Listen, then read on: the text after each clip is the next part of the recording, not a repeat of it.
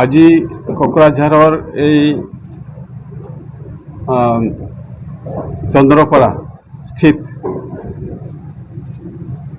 conference হলত আদিবাসী welfare and development কাউন্সিলৰ আহ্বানত বিভিন্ন আদিবাসী দল সংগঠন সামাজিক সংগঠন মহিলা সংগঠনক লৈ পেলাই আমি এক আলোচনাত মিলিত হৈছিলোঁ আৰু আলোচনাৰ মূল বিষয়বস্তু হৈছিলে যে অহা লোকসভা নিৰ্বাচনৰ যি তৃতীয় পৰ্যায়ৰ যি ভোট আছে 7 মে যি ভোট অনুষ্ঠিত হ'ব বিশেষকৈ আমাৰ কোকৰাঝাৰ লোকসভা সমষ্টিৰ কাৰণে আমি বিভিন্ন দিশত বিভিন্ন ধৰণৰ আলোচনা আগবঢ়ালোঁ আলোচনাৰ মৰ্মে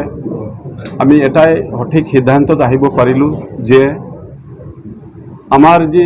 জাতীয় সমস্যাসমূহ আছে সন্মুখত আদিবাসী জাতীয় বহুত সমস্যা আছে এই সমস্যাসমূহ সমাধান কৰিবলৈ হ'লে আমি চৰকাৰৰ লগত থাকিবই লাগিব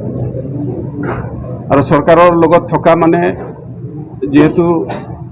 NDA চৰকাৰ হয় ইয়াত তিনিটা ৰাজনৈতিক দল একগোট হৈ পেলাই এজন প্ৰাৰ্থী নিক্ষেপ কৰিছে আৰু তেখেত হ'ল জয়ন্ত বসুমতাৰী তেখেত UPPLৰ এজন সদস্য মনোনীত প্ৰাৰ্থী হয় তো আমাৰ সন্মুখত যি জাতীয় সমস্যাবিলাক আছে এই জাতীয় সমস্যাসমূহ সমাধান কৰাৰ ক্ষেত্ৰতে আমি আজি এই সিদ্ধান্ত ল'ব লগা হ'ল আৰু আমি আজিৰ এই প্ৰেছ মিডিয়াৰ যোগেদি আমি আমাৰ ৰাইজক আহ্বান কৰিব বিচাৰিম যে আমাৰ NDAৰ যি প্ৰাৰ্থী আছে তেখেতৰ পক্ষত যাতে অহা 7 মে তাৰিখে যি ভোট হ'বলগীয়া আছে সেই 7 তাৰিখে আমাৰ আদিবাসী জনগোষ্ঠীটোৰ যি মূল্যৱান ভোট আছে এই ভোটখিনি তেখেতৰ পক্ষত যাতে প্ৰদান কৰে আৰু তেখেতক বিপুল ভোটত জয়যুক্ত কৰিবলৈ আমি যি সিদ্ধান্ত গ্ৰহণ কৰিছোঁ কাম কৰিম এতিয়া হয়তো আজিৰ পৰাই আমি লাগি যাম তো গতিকে আমাৰ সন্মুখত যি সমস্যাসমূহ আছে সেই সমস্যাসমূহ আমি লক্ষ্য ৰাখিয়েই আজিৰ এই সিদ্ধান্তখন গ্ৰহণ কৰিছোঁ নিশ্চয়কৈ আমাৰ জনজাতিকৰণৰ ক্ষেত্ৰত আমাৰ ক'বলগীয়া এইখিনিয়ে আছে যে বিগত 2023 চনৰ 15 ছেপ্টেম্বৰ তাৰিখে যি আমাৰ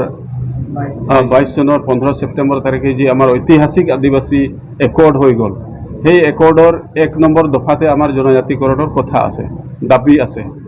তো গতিকে আমাৰ দৃঢ় বিশ্বাস আছে আমি চৰকাৰৰ লগত আছোঁ নিশ্চয়কৈ সময় সাপেক্ষে আলোচনাৰ মাধ্যমতে এই আমাৰ মুখ্য যি দাবী আছে এইটো নিশ্চয়কৈ এদিন সমাধান হ'ব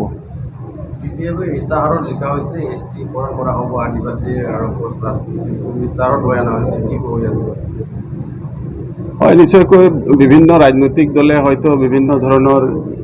ইস্তাহাৰত আমাৰ সমস্যাবিলাকৰ কথাবিলাক লিখিব পাৰে কিন্তু আমি বিগত দিনবিলাকত চাই আহিছোঁ যে কোন ৰাজনৈতিক দলে আদিবাসীৰ প্ৰতি বেছি চিন্তা কৰিছে বা কাম কৰি আহিছে সেইটো আমাৰ জাতিটোৰ সন্মুখত হয়তো জল পটপট হৈ আছে গতিকে আমি তেওঁলোককো ধন্যবাদ দিম যদি তেওঁলোকৰ যি ইস্তাহাৰত যি তেওঁলোকে জনজাতিকৰণৰ কথাটো লিখিছে যদি আমাৰ কাৰণে যদি ভাল চিন্তা কৰিব পাৰিছে তো আমি তেওঁলোককো ধন্যবাদ দিম কিন্তু মোৰ সমস্যা হয় যে ফাৰ্ষ্ট ফেজত চাবলৈ গ'লে ভোটিং হাৰটো হয়তো অলপ কমি আহিছে আৰু এইটো হয়তো এৱাৰনেছৰ অভাৱ আছে আৰু বিশেষকৈ আমাৰ জনগোষ্ঠীটোৰ মাজত এইটোৰ অভাৱ আছে এৱাৰনেছৰ অভাৱ আছে গতিকে আমি লগে আমি আমাৰ জনগোষ্ঠীটোক আমি কৈ আছোঁ যে ভোটিং হাৰটো কেনেকৈ বঢ়াব লাগে সেই সংক্ৰান্ততো আমি আমাৰ বিভিন্ন জাতীয় দল সংগঠনসমূহ আছে তেখেতসকলে কাম কৰি আছে যাতে ভোটিং হাৰটো আমি বঢ়াব পাৰোঁ আৰু নিশ্চয়কৈ আজি 26 তাৰিখ আজি দ্বিতীয় ফেজৰ ভোট হৈ আছে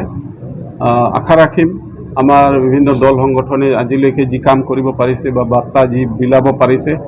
এই সংক্ৰান্তত যথেষ্ট বোধহয় কাম কৰিছে আৰু থাৰ্ড ফেজত